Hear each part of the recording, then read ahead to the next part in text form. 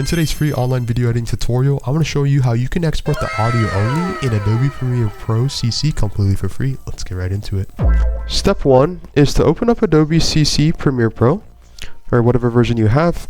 Step number 2 is to go under your project bin and then locate the file and slap it onto the timeline. The next step is to add an endpoint by clicking I on your keyboard, clicking the down arrow, and add an endpoint, or the end of the video. The next step is to click Ctrl+M to export your clip.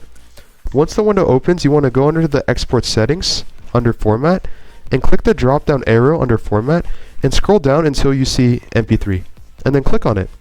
The next step is to go under preset and then click the drop down arrow and then click the highest quality or the third option if you want the highest quality.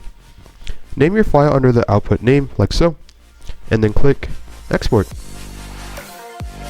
Thanks for watching. Drop this video a like, comment down below, share the video, subscribe, and follow for more. I'm out.